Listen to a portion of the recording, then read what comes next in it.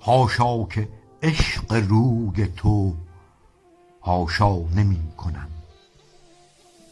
بر منظری به جز تو تماشا نمی کنم. فرخنده باد عشق تو بر جان و دیده ام، دیگر غزل به غیر تو انشا نمی کنم.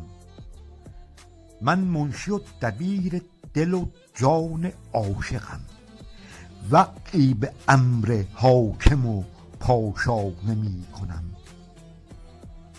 هر کس به قدر خویش بکوشد برای خود، من خویش جز برای تو کوشا نمی کنم.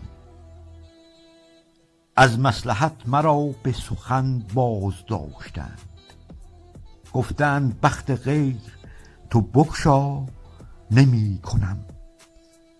حکمت دهند و پند که برگیر منفعت، من گوش را به پند نیوشا نمی کنم.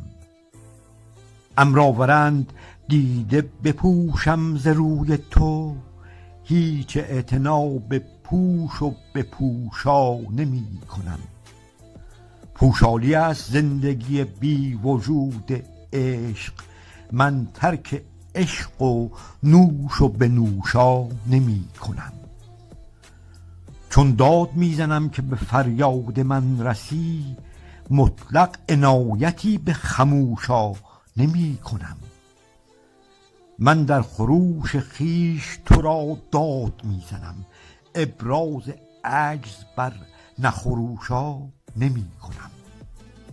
افشا کنم که منتظرم دیده بیندت، تا بینمت به غیر تو افشا نمی کنم. دنیا فروشمت به یکی خنده چو قند، حملی به گوشم از نفروشا نمی کنم.